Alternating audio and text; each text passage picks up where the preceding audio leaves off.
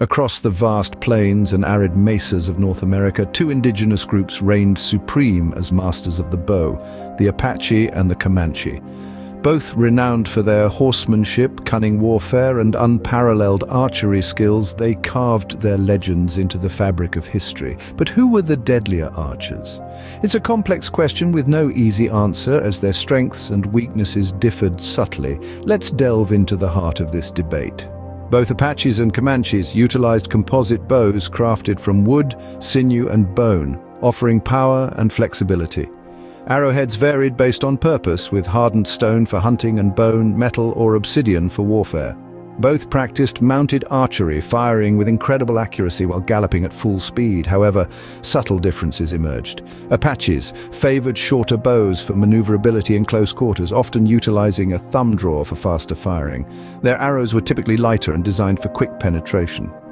Comanches preferred longer bows for greater power and range, employing a three-finger draw for more stability.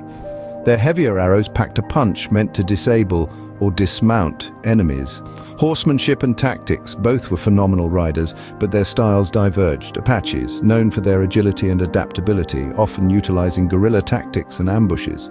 They excelled in mountainous terrain, using their knowledge of the land to their advantage.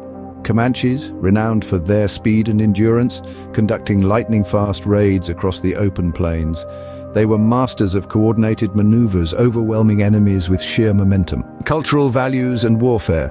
Their motivations for war also differed. Apaches primarily fought for survival and territorial defense, striking strategically to weaken larger forces. They were known for their ferocity and resilience.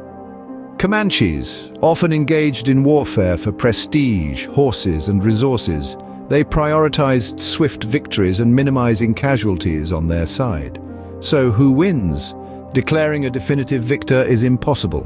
Both Apaches and Comanches were incredibly skilled archers with unique strengths and weaknesses. It would depend heavily on the specific context of the confrontation, terrain, available resources, and the specific warriors involved. Instead of seeking a winner, we should appreciate the distinct artistry and deadliness of both cultures. Both developed remarkable archery skills in response to their environments and needs, earning their place among history's most formidable bowmen. While pinpointing individual best archers amongst historical figures is often difficult, both Apache and Comanche cultures held several warriors renowned for their exceptional archery skills and battlefield exploits. Here are some prominent figures from each.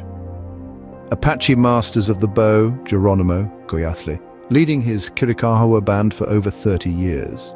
Geronimo was more than just a skilled archer. He was a cunning strategist, adept at exploiting terrain and surprise. While his band rarely numbered over 100, they inflicted significant damage on US forces through ambushes and rapid hit-and-run attacks.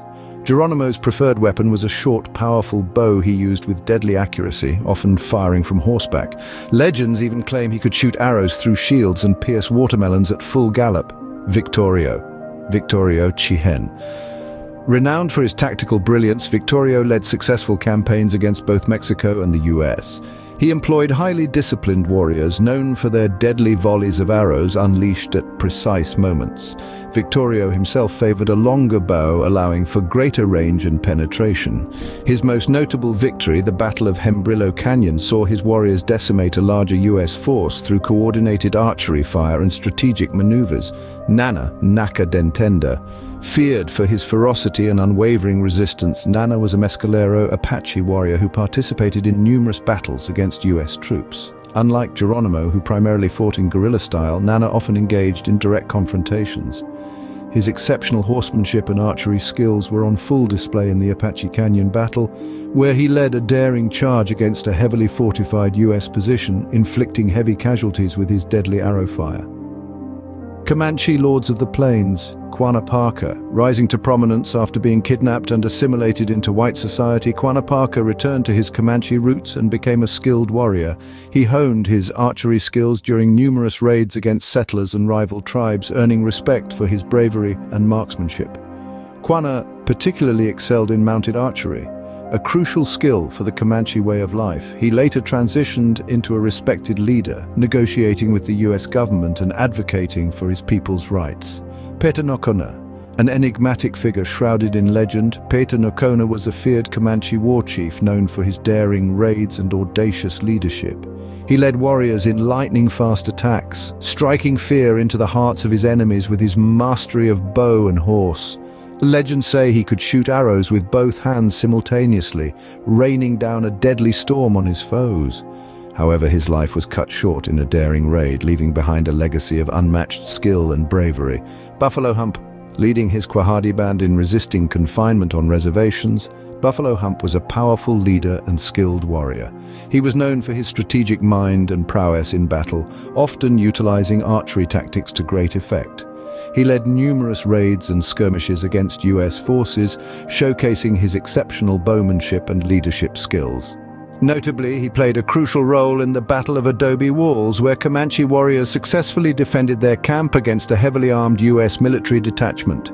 These are just a few examples of the many skilled Apache and Comanche archers who left their mark on history. Each warrior showcased unique strengths and styles, reflecting the rich diversity and strategic brilliance within their respective cultures.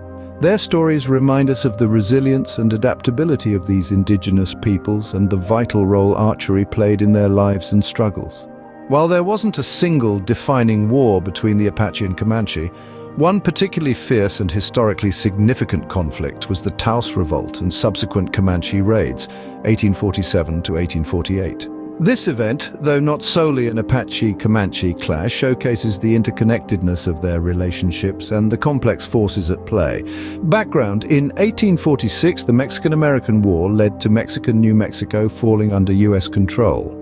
Many Pueblo and Apache groups, resentful of Mexican rule, saw the change as an opportunity for freedom. Comanches, maintaining trade relationships with both Mexicans and some Apache groups, remained initially neutral. The spark: in January 1847, Pueblo and Apache rebels, primarily from northern New Mexico, launched the Taos Revolt against US forces. They sought to establish an independent nation and expel Americans from the region. Some Southern Plains Apache groups like the Jicarilla and Mescalero Apaches participated in the revolt. Comanche involvement: though not directly involved in the revolt, Comanches saw an opportunity to disrupt American expansion and bolster their own trade networks.